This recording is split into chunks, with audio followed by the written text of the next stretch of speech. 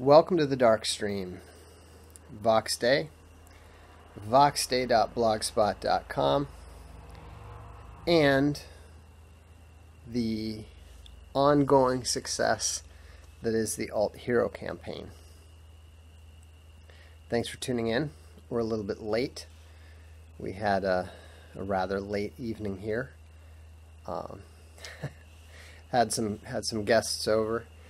Good conversation. Learned a lot about Catalonia and Venezuela, of all things. Pax is not joining me tonight, but I'm sure he will. I'm sure he will soon. No, I'm not in hiding.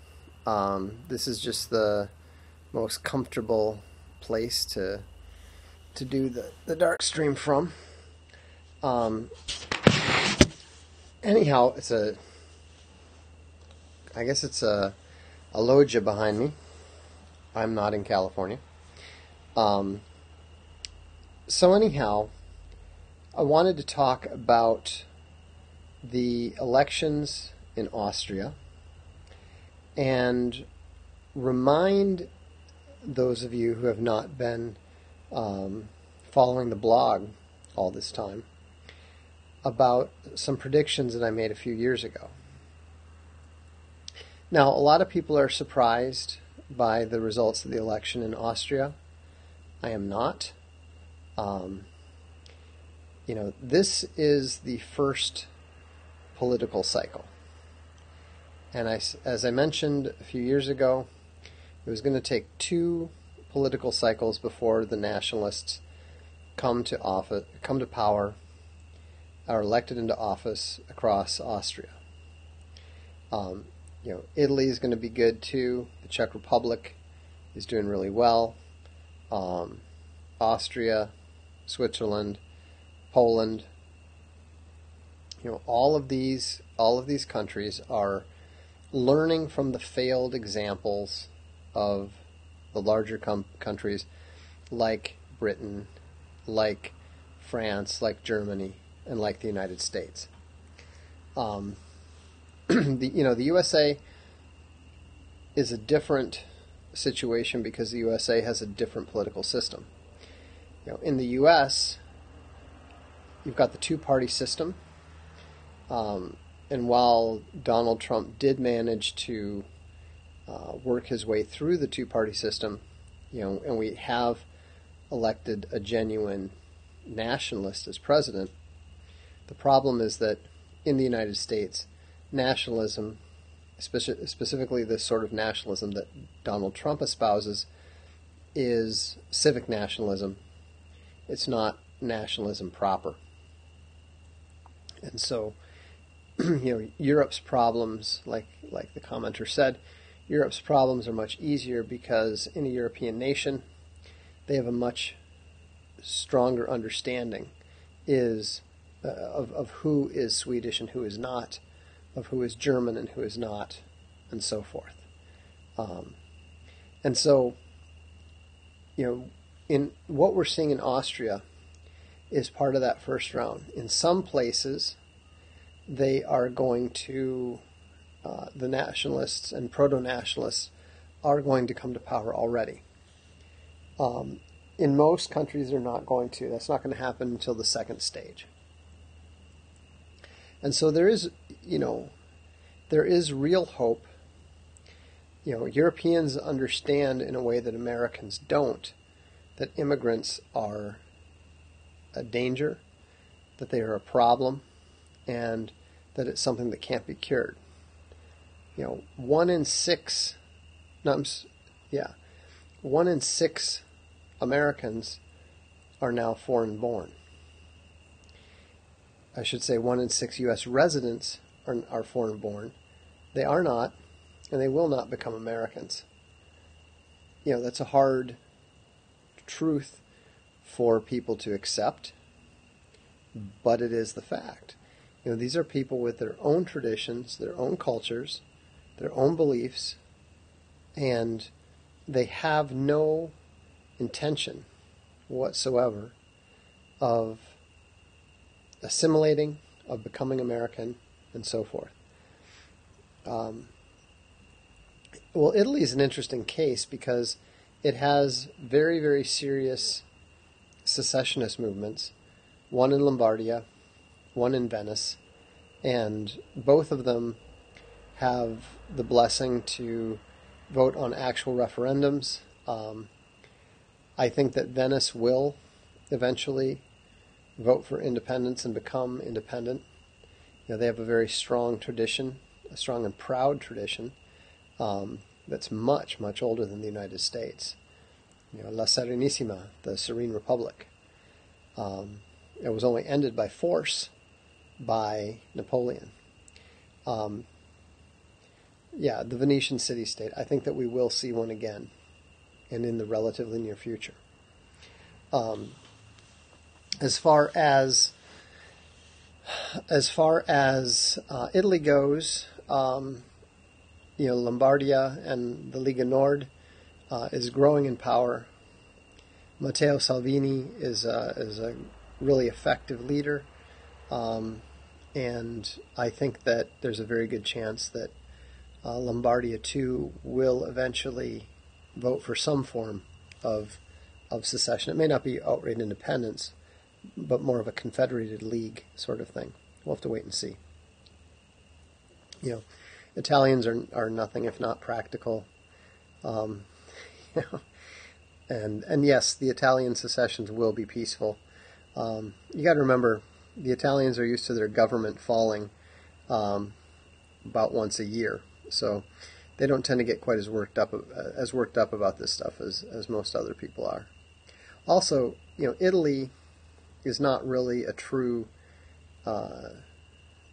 nation state. It's always been a collection of city-states.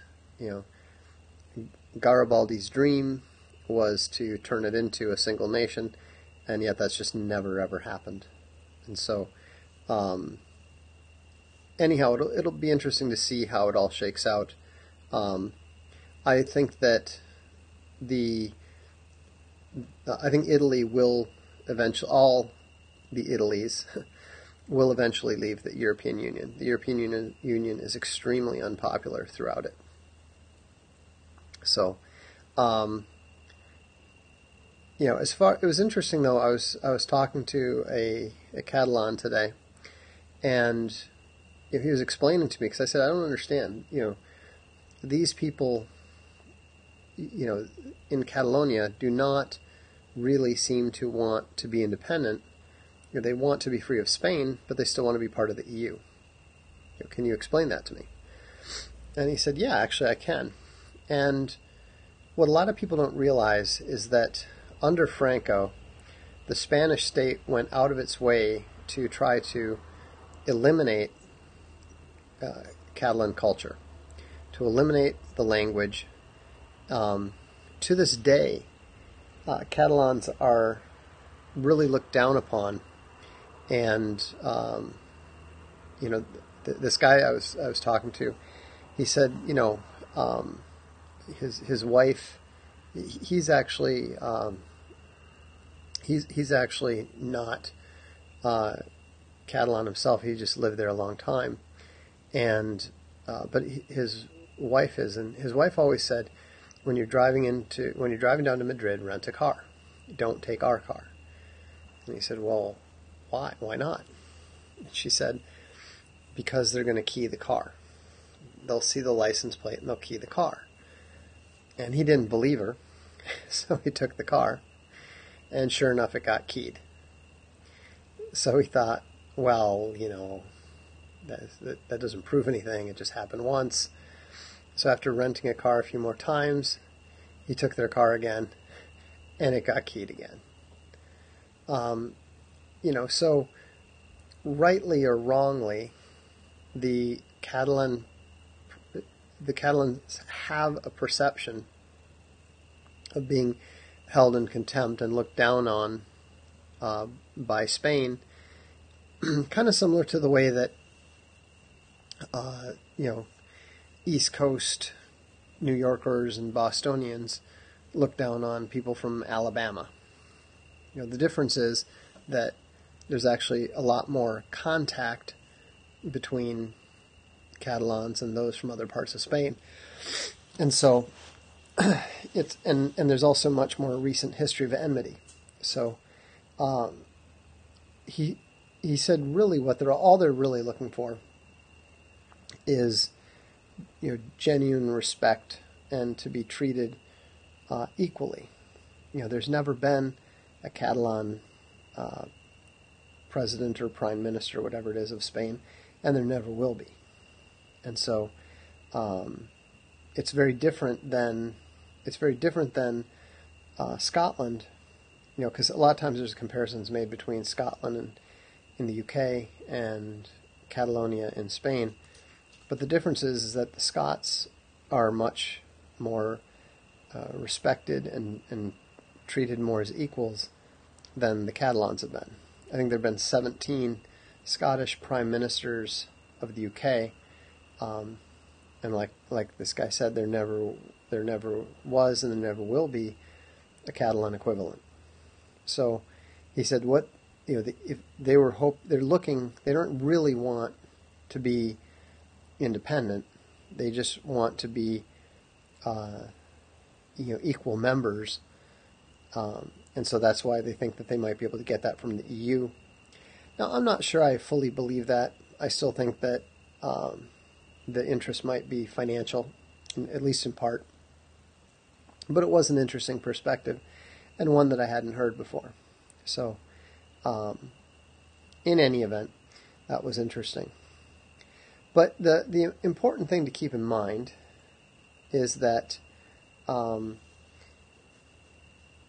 trend that we're seeing is real. It is significant. It is predictable and was predicted. And so I think that we can be very, very confident that it is going to continue. Now, the globalists and the regionalists are going to fight it, but they're not going to be successful.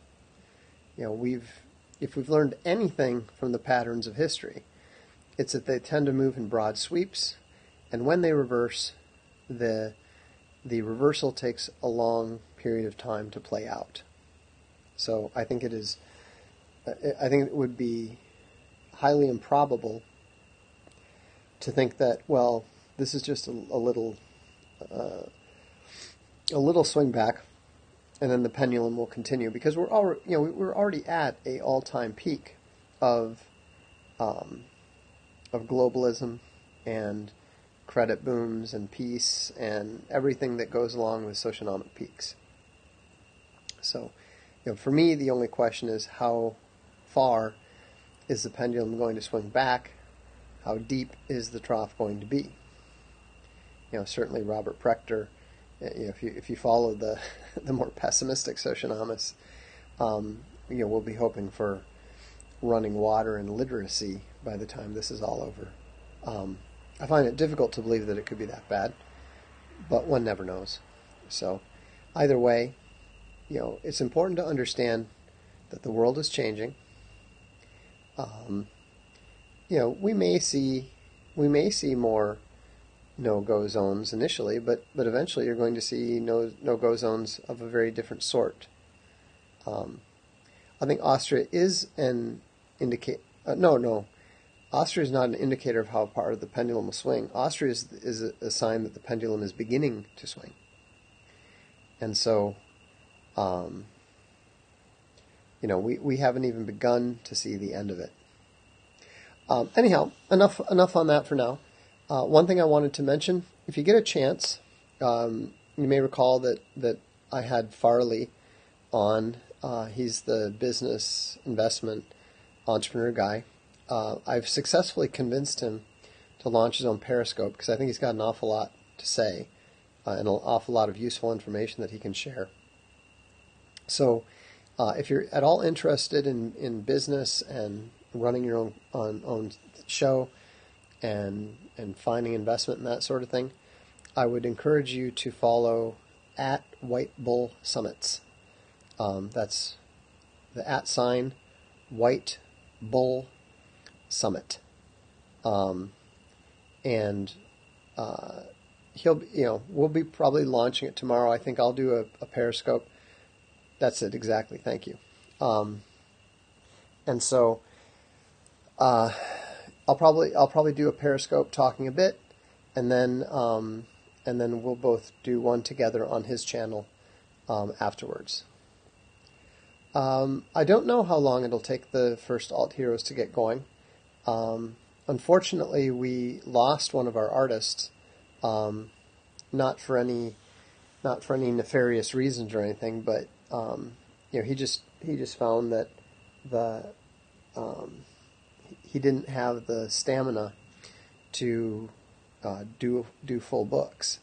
And that's something that sometimes you can only find out the hard way. So, but we've already got 3 good artists.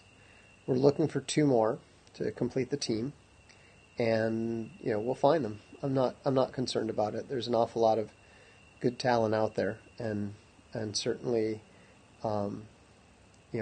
Marvel and DC are not making much use of it these days. So, it's going to be fine. Thanks. I noticed that actually just before I came on.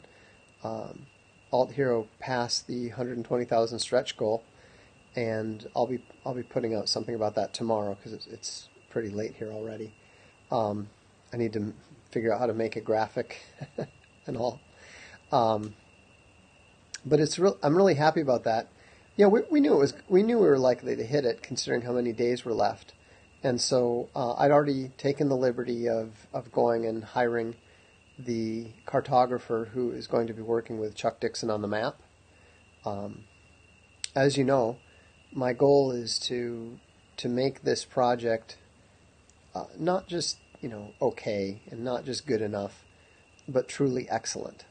And I think that providing a full map of Avalon, which is going to be our equivalent of Gotham in the Alt Hero universe, is going to be a very important part of that. We've already nailed down on the map where it's going to be. Yes, it does take place on geographical Earth. We already know exactly where Avalon is located, so we have the physical attributes. It is in the USA. And it's an alternate history, but it's similar. And Avalon is one of the most important cities in the country, although it's not the capital city. So, it's a major East Coast metropolis, and I think that Mr. Dixon is going to do some really great stuff with it. I'm really looking forward to seeing that map myself, and so we've got a number of divergence points. So, we want to do something that is going to provide a sound foundation and a sound base for a comics universe that can one day become, even deeper and even richer than the universes of Marvel and DC. Because the interesting thing, I didn't realize how much they copy from each other. Nor did I realize that it's usually Marvel copying from DC, but doing it a little better. And so, but the interesting thing is that neither Marvel nor DC is going to be able to copy from us very effectively. Because a lot of the things we're doing, and a lot of our heroes, are going to be fundamentally antithetical to their social justice principles. How can they copy Rebel? They just can't, because it doesn't fit their, unless they were going to create a villain or something. The idea for them of putting an attractive girl in Daisy Dukes and sporting a Confederate flag, that's just not something that they can do. And if they do a modern social justice version of her, overweight, wearing sensible shoes and ugly, unattractive trousers, and maybe a U.S. bustier, but with short hair and a plain face. I mean, that's just not competitive with Rebel. So, they are allergic to that sort of thing. So, and that's going to give us a pretty significant competitive advantage. So, anyhow, thanks very much for supporting it. Thanks for helping us hit that new stretch goal. I'd very much like us to end up over 200,000, but just so that we could get the next 3 books from Mr. Dixon locked in. But if it doesn't happen, that's fine. We've already done so much better than we had anticipated that I'm quite happy where we are, and I'm happy to how it's going. So with how it's going. Anyhow, thanks for tuning in.